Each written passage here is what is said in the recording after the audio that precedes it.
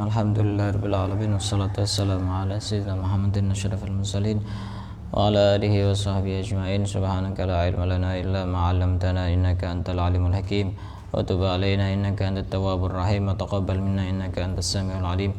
Qala rabbi shrah li sadri wa yassir li amri wa hlul 'uqdatam min lisani yafqahu qawli. Na'udzu ta'allama wa ta'alima li fadata wal istifada wa tamassuka ala kitabillah wa sunnati rasulih والدعاء إلى الهدى والدلال على الخير ابتغاء مرضاته وقربه وثوابه سبحانه وتعالى. قال المصنف رحمه الله تعالى ونفعنا به وبعلومه وأمدنا بأسراره في الدارين آمين. Kita lanjutkan kajian fikih nikah pada kesempatan kali ini, dan sekarang kita akan membahas tentang walimah. Apa itu walimah?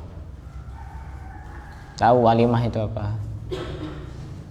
Pagi-pagi itu pagi-pagi. Apa? Itu pagi-pagi. Apa itu? Kayak sejenis perkumpulan Ustaz. Pagi-pagi jam 1? Itu biasanya kalau orang sini tuh pagi-pagi. Pagi ya. Iya. Nah, apa itu walimah? Kita akan bahas di sini. Al-walimatu. Al-walimatu lughatan mushtaqatun minal walmi wa huwal ijtima'u. Yang namanya walimah itu diambil dari kata al-walmi. Apa artinya al-walmi? Al-ijtima', kumpul-kumpul, itu namanya walimah. Jadi kalian di sini berkumpul itu sudah dikatakan walimah. Jadi nanti kalau ada yang bertanya mau kemana, mau walimahan, itu walimah secara bahasa. Kumpul-kumpul, pokoknya kumpul-kumpul itu namanya walimah. Mau kemana? Mau walimah. Mau ngopi? Mau walimah. Kumpul-kumpul itu namanya walimah. Tapi kumpul-kumpulnya di sini kumpul-kumpul untuk karena di situ ada makanan. Itu secara bahasa. Dari segi bahasa pastinya artinya lebih umum dibanding dari segi syarak atau syariat, kecuali di bab yang kemarin, bab mas kawin itu secara syarak jauh lebih umum dibanding secara bahasa. Secara syarak, apa yang disebut walimah? Ismun likulli da'watin aw ta'amin yuttakhadhu li hadisi sururin aw ghairihi. Yang namanya walimah adalah nama untuk setiap undangan. Pokok setiap undangan itu bisa disebut walimah. Setiap undangan itu disebut walimah. Aw ta'amin, atau makanannya. Jadi ini ada perbedaan pendapat. Ada yang mengatakan yang namanya walimah itu yang undangannya itu namanya walimah. Ada yang mengatakan makanannya itu yang namanya walimah. To'am itu meliputi makanan dan minuman. Kalau istilah bahasa Arab to'am itu meliputi makanan dan minuman. Berbeda dengan makul, itu makanan, masyrub, minuman. Kalau to'am meliputi salah satu daripada keduanya. To'am itu namanya. Jadi sebenarnya to'am itu kalau diterjemahkan makanan ini juga kurang tepat, karena to'am itu bisa meliputi sesuatu yang dimakan, juga bisa meliputi sesuatu yang diminum. Misalnya kopi misalnya. Mau ke mana? Mau menghadiri walimah. Apa di sana ada apa? Ngopi. Ya sama, karena di situ ada to'am. To'am itu sesuatu yang bisa dikonsumsi, baik itu makanan maupun minuman.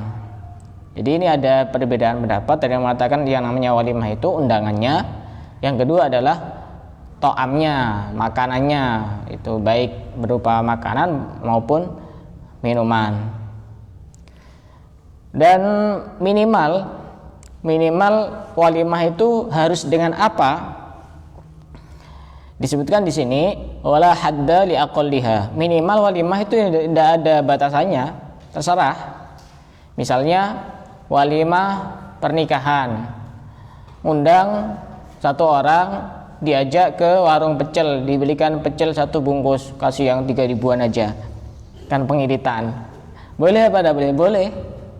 Dan sudah dikatakan mengadakan walimah, karena tidak ada batas minimalnya melakukan walimah itu seperti apa, mengadakan walimah itu seperti apa, tidak ada.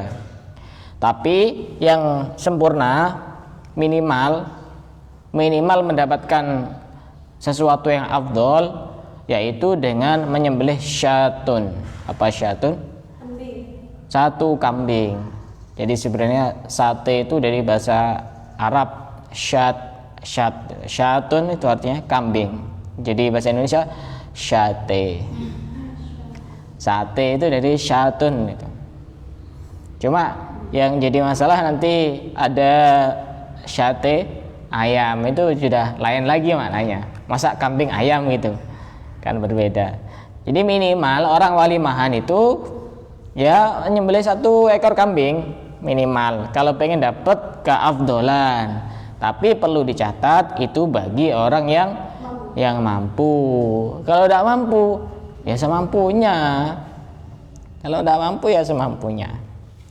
Nah, itu walimah adalah nama untuk untuk yang digunakan untuk sebuah undangan atau makanan yang meliputi makanan dan minuman, auto'am yang meliputi makanan dan minuman yang dilakukan apa tujuannya? Yuttakhadhu li hadisi sururin, yang diadakan karena dia mendapatkan satu kebahagiaan. Misalnya karena pernikahan, maka dia mengadakan acara walimah karena kebahagiaan. Misalnya karena dia baru datang dari bepergian jauh, mengadakan walimatus safar namanya. Pokoknya yang senang-senang itu namanya walimah. Mengadakan sesuatu karena mendapatkan kebahagiaan, itu namanya walimah. Au ghairihi, atau selain kebahagiaan juga berhubungan dengan kesedihan. Contohnya apa? Kematian. Kematian itu juga namanya walimah. Mengadakan perkumpulan karena ada satu kesedihan yang dia alami, itu juga namanya walimah. Itu terkait dengan pengertian walimah dari segi bahasa dan syara. Kemudian pembahasan yang berikutnya, hukum mengadakan walimah dan hukum mendatangi walimah. Ini berbeda hukumnya. Hukmul walimah, hukum mengadakan walimah. Walimah macam-macam, ada walimah pernikahan, ada walimah khitan, ada walimah apa lagi? Datang dari haji, ada walimah karena apa? Karena lulus dari ujian misalnya. Itu semuanya namanya walimah. Hukumnya bagaimana? An-nadbu, hukumnya sunnah. Jadi mengadakan walimah pernikahan misalnya, itu hukumnya sunnah, bukan wajib. Jadi kalau misalnya tidak mengadakan acara walimah pernikahan, walimatul arus, itu juga tidak apa-apa, kan namanya sunnah. Sebenarnya siapa yang mendapatkan kesunahan untuk mengadakan walimah? Ini aturan yang semestinya sebenarnya yang mengadakan walimah itu adalah dari pihak laki-laki yang rasyid. Rasyid itu yang berakal, yang balik dan berakal, yang tidak mahjur alaih. Mahjur alaih itu dia bisa memanfaatkan hartanya dengan sebaik-baiknya. Kalau tidak bisa memanfaatkan hartanya dengan sebaik-baiknya, itu namanya dia mahjur alaih. Jadi sebenarnya yang mendapatkan kesunahan ketika mengadakan walimah itu adalah si suami, bukan orang tua dari suami. Sebenarnya kalau kita mengikuti aturan, yang berhak untuk mengadakan walimah itu adalah suami itu sendiri. Pakai uangnya siapa? Pakai uangnya suami. Mestinya seperti itu. Kalau suaminya itu adalah suami yang rasyid, yang balik dan berakal. Kalau tidak balik dan berakal, maka yang mengadakan adalah walinya. Mungkin karena dia masih usia belum balik, dinikahkan, takut diambil sama orang. Boleh-boleh saja, sah-sah saja. Nanti yang mengadakan walimah adalah orang tuanya, walinya, baik itu orang tua maupun kakeknya. Seperti urutan wali kemarin itu, bisa orang tuanya, bisa kakeknya. Dari uangnya siapa? Dari uangnya wali itu sendiri. Tidak boleh menggunakan uangnya si suami itu, suami yang masih belum balik itu. Tidak boleh, harus menggunakan uang ayahnya atau kakeknya. Bagaimana kalau seandainya menggunakan uang daripada uangnya si calon suami itu yang belum balik dan berakal dan tidak bisa memanfaatkan hartanya dengan sesuatu yang baik, maka hukumnya haram. Hukumnya haram. Rata-rata kalau di sini walimah itu dari pihak perempuan, ya, yang mengadakan walimah. Padahal mestinya kalau kita mengikuti aturan fikih, yang lebih berhak untuk mengadakan walimah itu dari pihak laki-laki, dari si suami itu. Bagaimana kalau misalnya selain suami yang mengadakan walimah, semisal bapaknya calon istri, artinya mertua, atau dari istri itu sendiri, maka hukumnya akan berbeda. Jika mendapatkan izin dari suaminya, maka hukumnya sunnah. Hukumnya sunnah. Pada saat seperti itu, maka kita menghadiri undangan daripada walimah itu hukumnya wajib. Tapi jika tidak mendapatkan izin daripada suaminya, maka tidak mendapatkan kesunahan, dan mendatangi walimah, undangan walimah itu hukumnya tidak wajib. Tapi kemungkinan rata-rata itu ya sudah lumrah ya, sudah boleh, karena sama-sama pengen dirayakan dari pihak laki-laki dan dari pihak perempuan. Jadi tetap mendapatkan kesunahan, dan nanti menghadiri undangannya itu hukumnya wajib.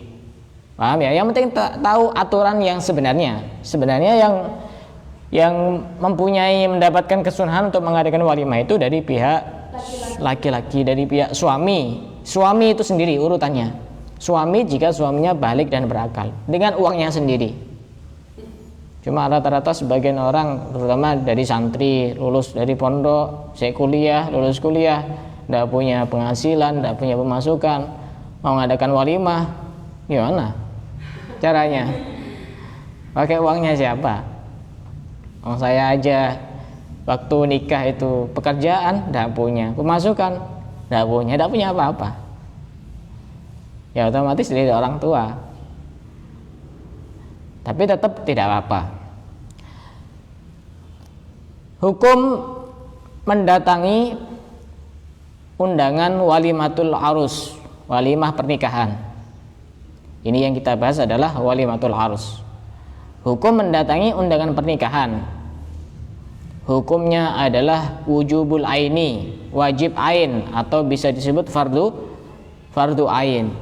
Jadi hukum mendatangi undangan pernikahan itu hukumnya wajib, fardu ain, bukan fardu kifayah. Misalnya kita, oh itu yang datang sudah banyak, saya tidak usah datang, tidak apa-apa. Bukan, tidak bisa, tetap berdosa. Fardu ain itu kan untuk perorangan. Kalau fardu kifayah yang penting ada yang sudah mewakili, sudah gugur kan kewajibannya. Ini hukum mendatangi acara pernikahan itu hukumnya wajib.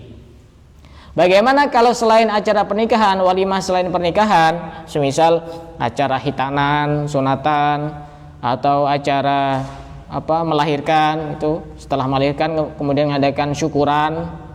Kalau istilahnya orang Indonesia itu lebih akrab dengan istilah tasyakuran, walaupun juga bisa disebut walimah orang hitanan itu. Kemudian selamat dari melahirkan, itu juga sama, atau datang dari bepergian jauh, atau dia bisa menghatamkan Al-Quran. Maka yang seperti itu mendatangi undangannya hukumnya sunnah. Tapi kalau acara-acara pernikahan, mendatangi undangan pernikahan hukumnya wajib. Hukumnya wajib, ingat hukumnya wajib. Mau dia mantan atau bukan mantan ya tetap wajib. Tapi hati-hati kalau ngundang mantan, apalagi pas waktu akad. Waktu diakadkan, gimana sah? Mantannya bilang, tidak sah. Loh, kenapa kok tidak sah? Sahnya sama saya. Ya lain lagi itu. Wajib, tapi dengan memenuhi beberapa syarat. Ketika syarat ini tidak terpenuhi, maka kewajibannya hilang. berarti tidak wajib untuk mendatangi undangan pernikahan. Apa itu syarat-syaratnya sehingga kita wajib untuk mendatangi walimatul arus, acara walimah pernikahan? Syaratnya banyak. Cuma yang paling inti di sini disebutkan ada 1, 2, 3, 4, 5. Ada 5. Syaratnya banyak. Cuma yang paling inti ada 5. Pertama, Islamud da'i. Islamud da'i. Yang mengundang itu adalah orang Islam. Yang mengundang adalah orang Islam. Berarti kalau yang mengundang itu bukan orang Islam, maka hukumnya tidak wajib. Misalnya yang mengundang itu non muslim, atau dalam istilah fikihnya kafir dhimmi, orang Kristen atau apa, hukumnya tidak wajib, tapi hukumnya sunnah. Tapi perlu diwaspadai pada saat kita menghadiri acara-acara yang diadakan oleh orang-orang non-muslim, kita perlu waspada bahwasanya aturannya sembelihan daripada mereka itu hukumnya haram untuk dimakan jika memang menyembelih sendiri. Makanya paling aman kalau kita menghadiri acara daripada orang non-muslim, makan dengan menu-menu yang tidak bernyawa. Misalnya di situ ada menu pecel, lebih aman di situ. Mie, telur. Tapi kalau model ayam, kambing, sapi, khawatir yang nyembelih dia sendiri. Tidak boleh. Tidak halal itu. Sembelihan daripada orang non-muslim itu tidak halal kita makan. Tapi kalau sembelihan orang Islam ya halal. Kecuali misalnya kita tahu sendiri orang si tuan rumah itu pesen cateringan dari orang Islam, kita sudah tahu itu ada mereknya dari si A itu, dan si A ini orang Islam, ya tidak apa-apa kalau seperti itu. Tapi kalau masih ragu-ragu, lebih baik tidak makan yang jenis seperti itu. Jadi kalau yang undang itu bukan orang Islam, maka tidak wajib, hukumnya sunnah. Apa itu sunnah?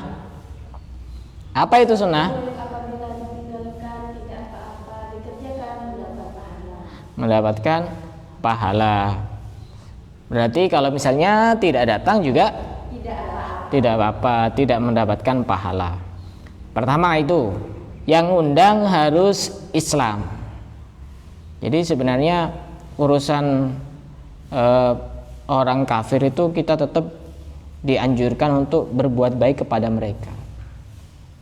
Ya urusan undangannya kita datang. Nabi itu mengajarkan kita untuk berbuat baik kepada siapapun, bahkan kepada orang kafir sekalipun. Tapi urusan mencintai jangan. Berbuat baik iya, mencintai orang kafir jangan. Mencintai orang kafir misalkan jadi fansnya artis-artis yang dia kafir, tapi alasannya mencintainya karena dia kafir, ini hukumnya murtad. Hukumnya murtad. Mencintai artis, ngefans, jadi fans beratnya artisnya kafir.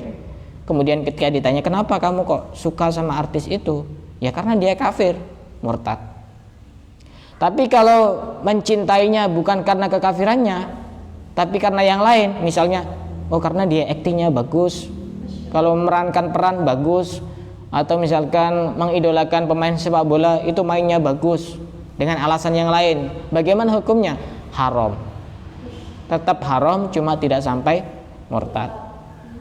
Jangan, kalau urusan cinta jangan dilabuhkan kepada orang kafir. Jangan mencintai kepada orang kafir. Tapi kalau berbuat baik silahkan. Kenapa kok tidak boleh untuk mencintai orang kafir? Karena orang mencintai itu suatu saat akan meniru dengan apa yang dilakukan dari orang yang dicintai. Ya sekarang masih meniru gaya rambutnya, sekarang masih meniru gaya berpakaiannya, barangkali nanti meniru keyakinannya. Bisa juga kan? Bisa. Orang itu semuanya pintunya itu pintu cinta. Kalau sudah pintu cinta itu dibuka, maka bisa jadi apapun yang di dalam ruangan itu semuanya bisa diikuti dan bisa ditiru. Karena satu syair mengatakan innal muhibba liman yuhibbu muti'u. Sesungguhnya pecinta dengan orang yang dicintai pasti dia akan mentaati. Itu pasti itu. Kita mencintai apapun, kita pasti sedikit atau banyak pasti mentaati kepada orang yang kita cintai. Nggak usah jauh-jauh. Orang yang punya sapi, misalnya, ada yang punya sapi bapaknya. Orang punya sapi misalnya, otomatis dia suka sama sapi kan? Mencintai sapinya.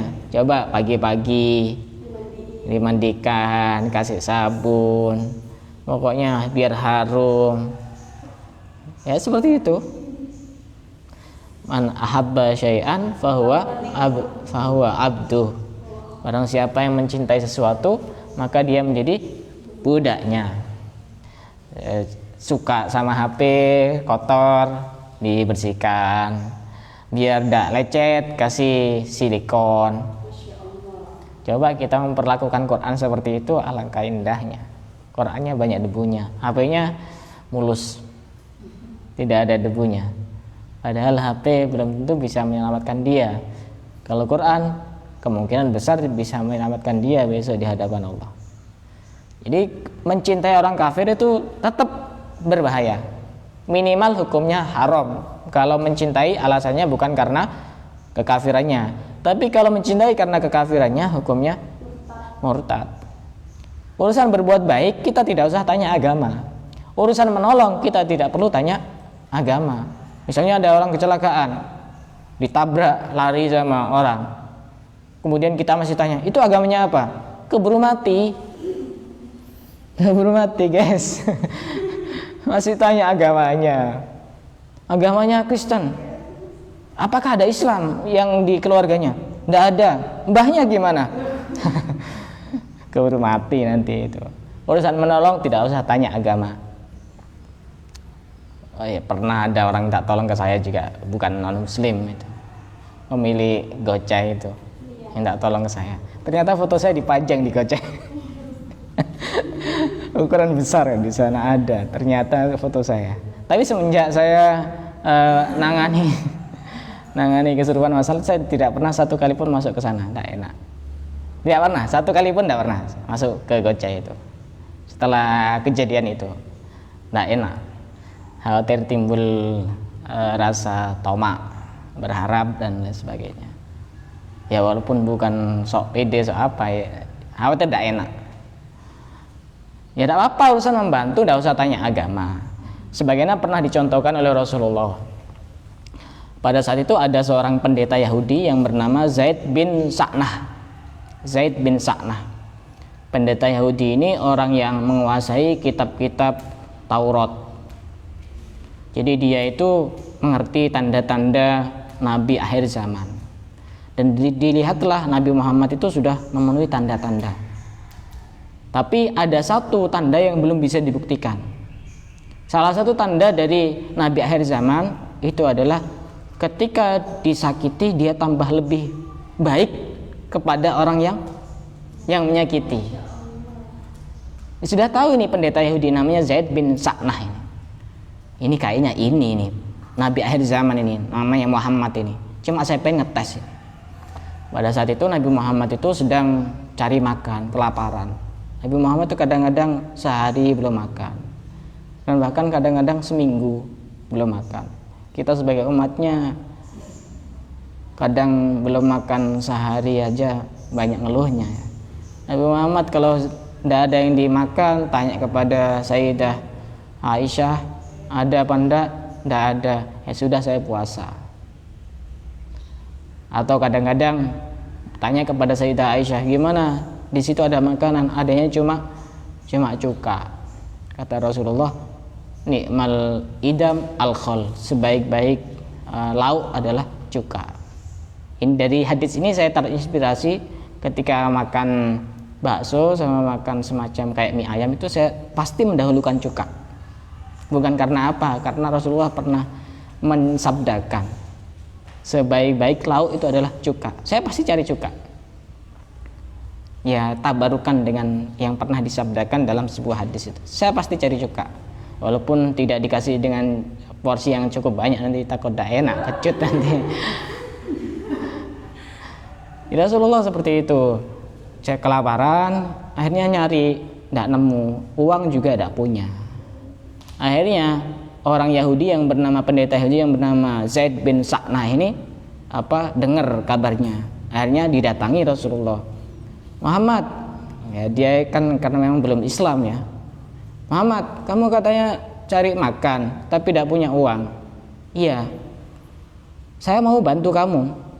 Saya mau bantu untuk menghutangi kamu. Urusan bayar terserah, pokoknya nanti kapan saja. Yang penting kamu sudah punya, tidak apa, terserah. Tidak harus terburu-buru, kata Zaid bin Sa'nah ini. Ya sudah, akhirnya Rasulullah hutang. Bayangkan ya, pemimpin itu masih hutang. Masih tidak punya uang. Dan bahkan Rasulullah wafat itu tidak meninggalkan apa-apa. Masih hutang kepada pendeta Yahudi itu. Hanya sudah hutang, dibelikan makanan, dimakan. Pada suatu hari Rasulullah sedang mengadakan pengajian bersama para sahabatnya. Rasulullah itu kalau mengadakan pengajian sangat berwibawa. Para sahabat digambarkan ka'anna ala ru'usihim at-thair, seakan-akan di atas kepalanya ada burung. Sangat tenang sekali. Sama kayak santri-santri sekarang. Sangat tenang sekali. Tidak bergerak. Seakan-akan kalau dia bergerak itu kurang adab kepada gurunya.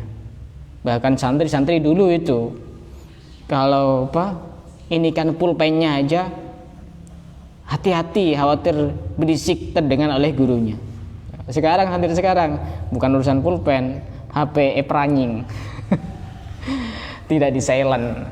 HP tidak di silent. Bahkan sambil main HP. Lain kalau santri sekarang. Nah, pada saat mengadakan pengajian itu, ini ternyata ngetes ini pendeta Yahudi ini, Zaid bin Sa'nah ini, ditagih hutangnya. Coba bayangkan di hadapan para sahabat. Pada saat itu ada sahabat Umar juga yang garang dan keras. Muhammad, ayo bayar hutangnya. Kamu itu hutang tidak dibayar gitu. Ini sengaja pengen mempermalukan. Kamu itu hutang tidak dibayar, model kayak apa? Kamu itu dari Bani Hashim, sampai bawa-bawa Bani Hashim. Bani Hashim itu bukan seperti itu. Kamu ini hutang tapi tidak dibayar-bayar. Padahal perjanjian awal kalau sudah punya. Akhirnya di situ ada Sayyidina Umar marah besar, pedangnya langsung ditarik seperti ini. Kurang ngajar kamu itu. Nagih tidak punya sopan santun itu. Akhirnya apa? Rasulullah diam, Umar, tahan. Tugas kita itu bukan untuk menyakiti orang seperti itu. Tugas kita itu untuk menasehati diri kita sendiri. Kita harus berbuat baik pada saat membayar hutang. Dan tugas kita itu untuk menasehati dia bagaimana caranya yang baik untuk menagih hutang. Akhirnya tidak jadi. Sudah dikeluarkan seperti ini, mau dibunuh sama Sayyidina Umar itu saking cintanya Sayyidina Umar. Kadang-kadang orang cinta itu seperti itu, tidak terkontrol emosinya. Ini ya, kadang-kadang sampai mukul tembok. Kadang-kadang orang yang sudah kalau mukul tahu sih tidak masalah, kalau mukul tembok itu yang jadi masalah. Akhirnya apa? Begini saja, kamu punya uang apa enggak, Sayyidina Umar? Rasulullah masih pinjem sama sahabatnya, bukan untuk dibayarkan hutangnya, tapi pinjem. Iya punya. Misalnya Rasulullah itu hutangnya 1 juta misalnya. Sudah kamu bayar 2 juta. Loh, hutangnya kan cuma 1 juta ya Rasulullah. Iya 1 juta untuk membayar hutang. 1 jutanya karena kamu sudah membuat dia ketakutan. Bayar dengan uang itu. Akhirnya Sayyidina Umar bawa uang 2 juta, anggap 2 juta gitu, datang ke rumahnya si pendeta Yahudi itu yang bernama Zaid bin Sa'nah itu. Loh ini kok dikasih 2 juta? Ya, pertama 1 juta hutangnya, 1 juta karena saya sudah membuat kamu ketakutan. Ini sebagai gantinya. Saya disuruh oleh Rasulullah. Sehingga pada saat itu juga, pada detik itu juga dia mengucapkan syahadat asyhadu alla ilaha illallah wa asyhadu anna Muhammadar Rasulullah. Sayyidina Umar kaget. Loh, kamu kok baca syahadat? Loh, kamu tidak kenal saya? Saya pendeta yang viral di kalangan Yahudi. Oh, kamu ini gaptek. Nggak update kamu itu. Itu viral di sana itu. Berarti medsosnya tidak aktif kan? Atau mungkin nggak add akun saya kalau istilah sekarang itu. Oh, saya baru tahu. Siapa nama kamu? Zaid bin Sa'nah. Oh iya, saya pernah dengar, cuma tidak pernah ketemu, ternyata kamu orangnya. Hanya baca syahadat. Ya, seperti itu. Urusan berbuat baik kita dicontohkan oleh Rasulullah, tapi urusan cinta jangan.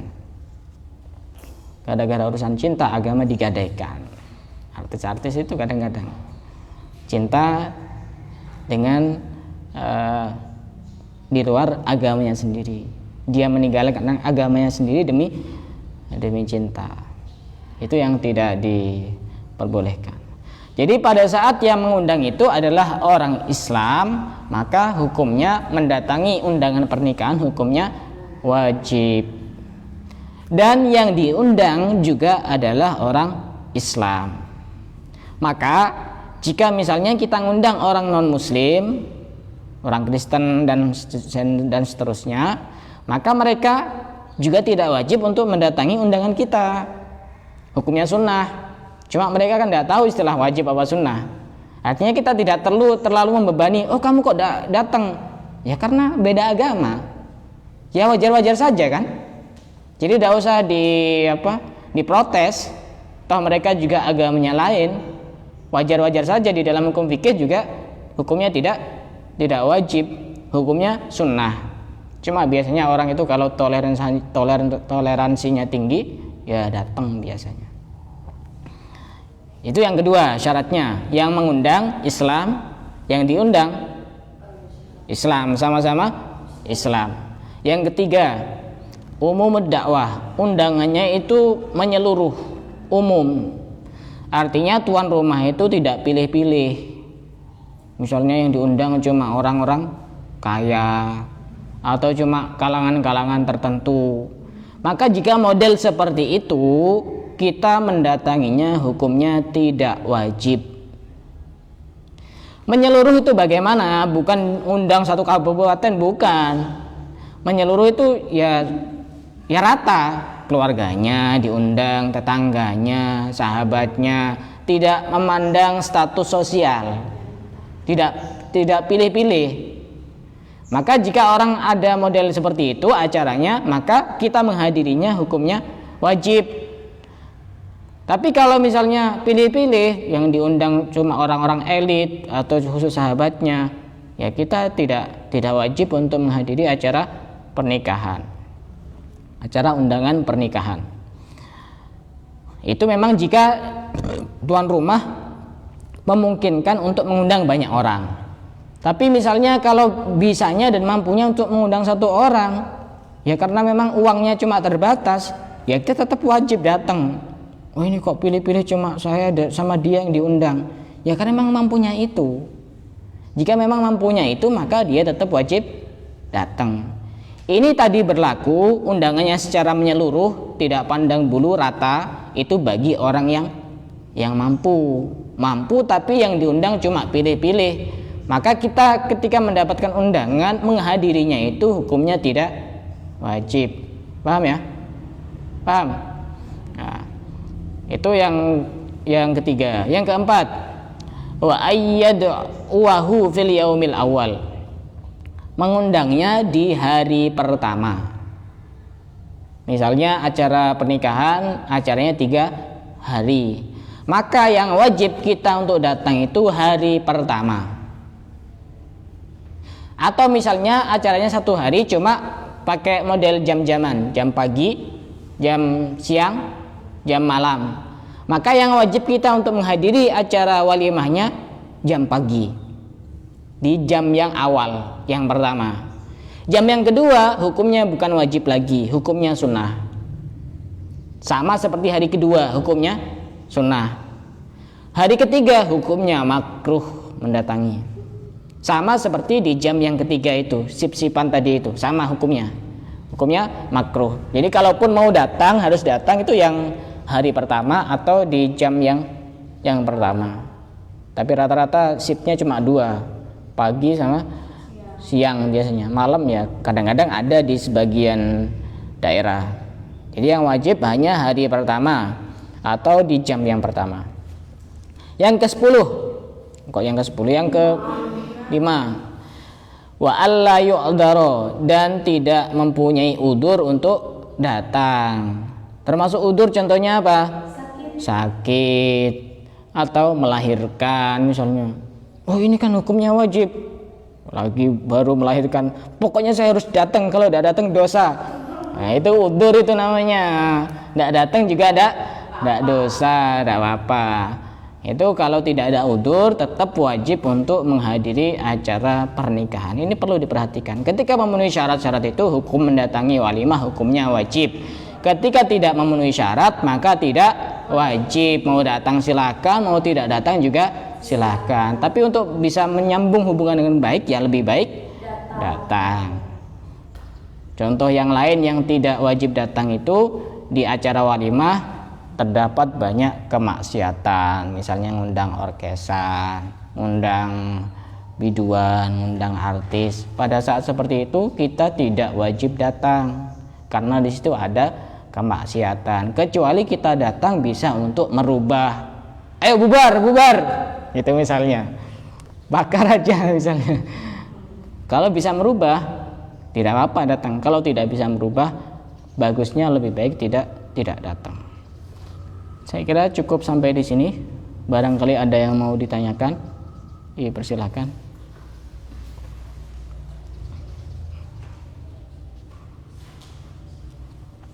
Tidak ada. Kalau tidak ada kita tutup sampai di sini. Wallahu a'lam bishawab.